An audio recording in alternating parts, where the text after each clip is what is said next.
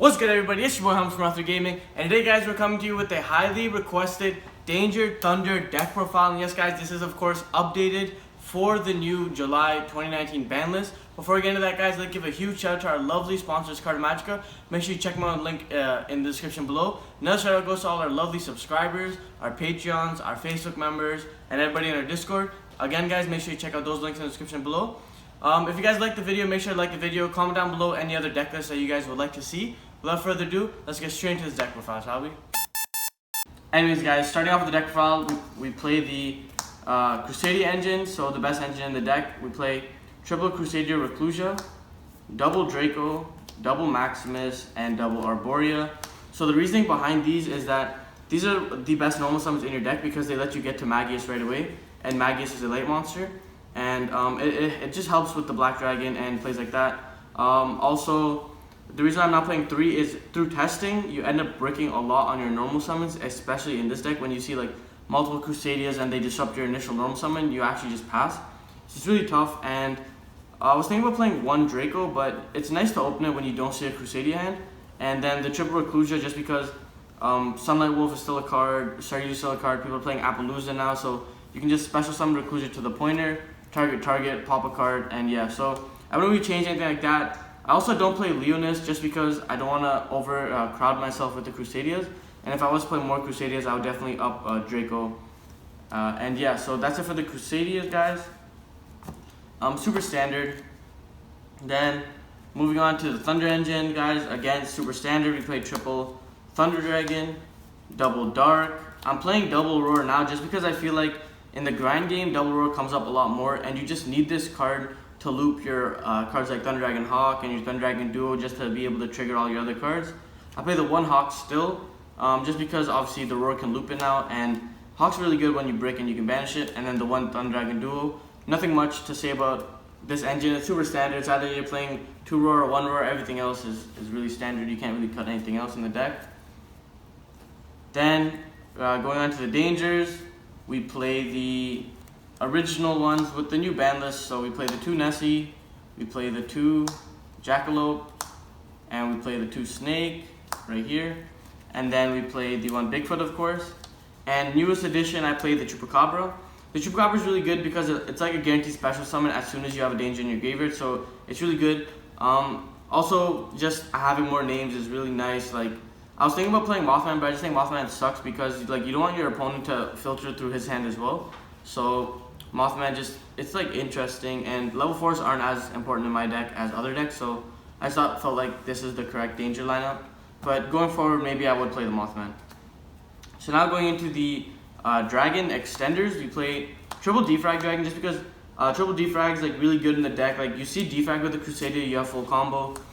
You also want to see this card because again it's a level 4 lower Dragon monster, so you can make LP or Pitsy with it. So when you have the Draco paired with Defrag Dragon, you have full combo. It's similar to Black and White Dragon. And like this plays under Lancia and Droll very, very well. And then of course if you don't get Lancia, the second effect is really strong because you just banish triple Thunder Dragon and summon it again. So it becomes like a 1 card Agripane, Pitsy, LP. So it's really good. Then you play the 1 Destrudo just because Destrudo is really good in what he does, because if you're under Lancia and Droll, Destrudo becomes an extender. He also becomes a level 4 lore when you target a level 4 lore monster. So it becomes like a level 3, and then it becomes really good because you can just LP and Pitsy it away. So, and then of course we play the Black and the White. Nothing else to say about these guys. They're at 1 for a reason. They're like the best cards in the deck, and you usually always want to save these cards for when you're extending harder or going to Saryuja for 4. So that's it for the little babies. Then we play triple Levianeer and the 1 Diablos. I still think Diablos is correct in this deck just because like sometimes when your hands are very bad, you can make a Colossus with like Hope Harbinger, and you just Diablos rip 2 cards from your hand. So they have to deal with Colossus, Seal, Hope Harbinger, and with 4 cards in hand, it's really difficult to play, especially decks in the current form right now. They need every card in their hand, and like you Diablos them first, so they like choose the card they want to get rid of, and then you Levianeer a card that they didn't want to get rid of. So it's hard for them to like play around these cards, especially because Levianeer is not a hard one to turn. And again, Diablos can't be targeted, so it's really good when you're pushing forward into the current format with like decks like Sky Striker still seeing play, Salaman Grades, stuff like that. So I still think Diablos is really good. And he's a 3000 beater level 8 dragon. Like, what more can you ask for, my boy? Then the cards to summon off of LP, I played the one Omni Dragon Bro. Yeah, Brotor is really good just because of like he can literally search your entire deck. And then I played the one Ather, the Evil Empowering Dragon. Originally I wasn't gonna play this card, but now when people enter battle phase and you can't make Heretic Seal, and they push to out Ather, Heretic Seal, you can just trigger the seal, bounce their monster, summon the Ather, banish another card. So it literally forces your opponent to play around the Heretic Seal more, because if they don't see Ather coming game 1, you'll just blow them out. And then game 2 or 3, they respect it, but you can realistically side this card out, and it's better than Goliath because Goliath is a Earth, and it doesn't help going second. So you can LP this card out going second under like cards like Droll, and you just banish their monsters and disassemble the board, and Aether's really, really powerful in what he does. And then we play Triple Seconds Light. Why would I not play Pot of Greed? Allure Darkness Cobble are cute, but why would I not play Pot of Greed if I can? Like, there's no reason not to play this card. This card's the best card in your deck. You just play Seconds Light, extend your hand after. They actually use it again to literally mulligan your hand. It's a really good card, really balanced, really fun, and Second's really good. That's it for the main deck, guys. I think I'm playing 40, maybe 41. And like I said before, the changes I would make would be like maybe a Mothman here and there, but I think deck's really good at what it does. Moving on to the extra deck, guys, you play the one Crusadia Magus. Really good card. Again, I would think about playing this card at 2 just because of what it does, but like you don't have the space, and it kind of does suck at certain points because like in the mirror match it doesn't really help. But yeah, Magus is a really good boy. He's the best boy. Don't sleep on Magius.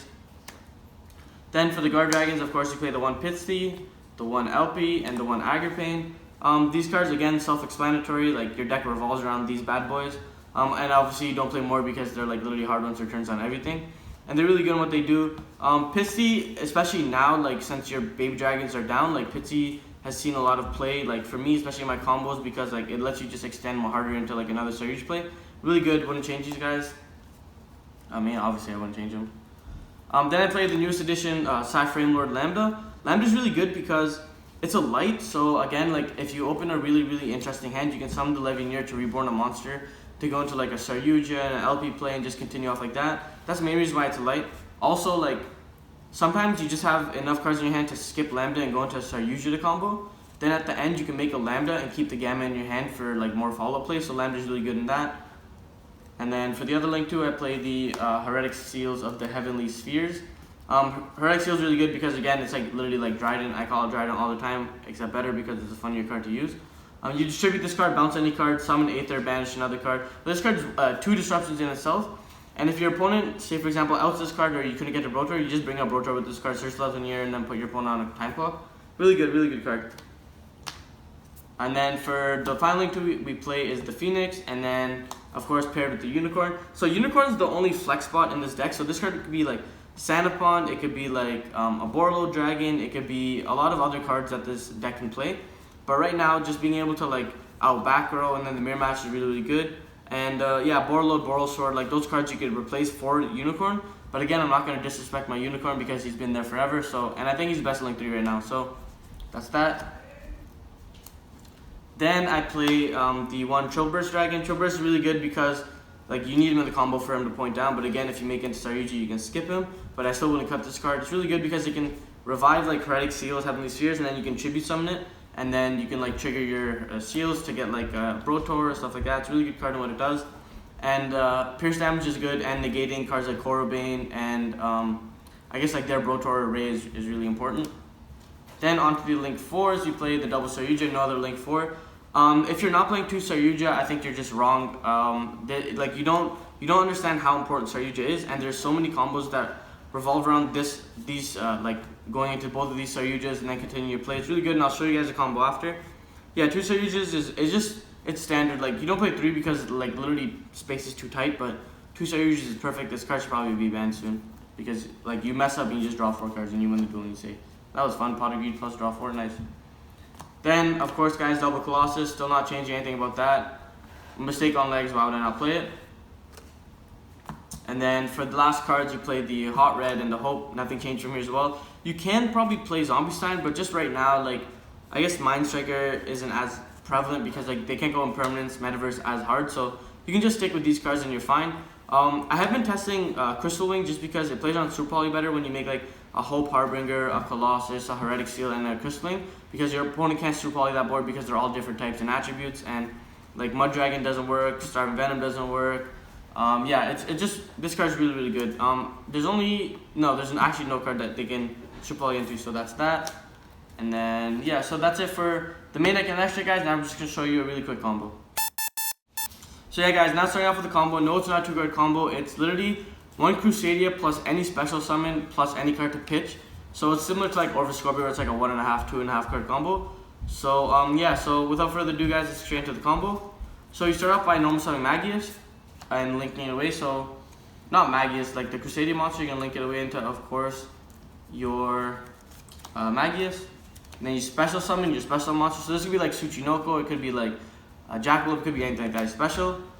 Trigger Magius to search you your Crusadia, so Draco. Then you're gonna link these 2 cards away into your Lambda, right here. And then you special summon the Draco to where LP points. Use Draco effect to get the monster that you did not special summon, which is really important. Special the Magius here.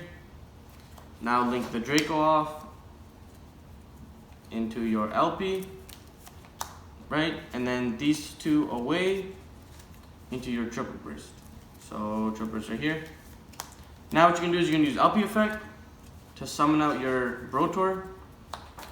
And this is why you need the card in hand, guys, so you can discard it. So you go Brotor, target LP, pitch the Thunder Dragon, and right here you're gonna search Black Dragon. Okay, really cool right now. So now what we're gonna do is we're going to link Brotor and Triple Burst away into a Saryuja over here. And now we're gonna banish a light, which is the Magius, or the Lambda, it doesn't matter, but the Magius is better, to summon the Black Dragon. Now from here, we're gonna link the Black Dragon away into our Pisty. And now Black Dragon will trigger to search your White Dragon. So we're gonna grab that guy right here. And now you're gonna use Pisty effect to revive literally any dragon. So like you can revive Triple Burst if you want, it doesn't really matter. So we're just gonna revive Triple Burst. I'll just show you that you don't really need it. Then you're gonna link Triple Burst and LP away into Agripane. Now use Agripane's effect because 2 monsters are pointed to summon the Hot Red. And then you special the Wiver Buster here. And then you literally just go into Saryuja, draw 4. And then like it doesn't matter like what you draw after that because like obviously it's all extenders. So like literally here's, so you'll have 2 cards and then you'll just end with another card. So you literally just go +1. And then like any extender just helps you push harder for game. So yeah, guys, that was the combo. Alright, guys, so that was the Necrophile. Make sure you guys comment down below if you guys want to see any test hands or any combos or anything like that. I've been testing multiple variants of this deck, so I really think that this deck is probably the best deck of the format. Again, guys, make sure to tell a friend about us. If you like the video, comment down below what you guys want to see next. And this is Hamza from Ather Gaming, signing out. Peace.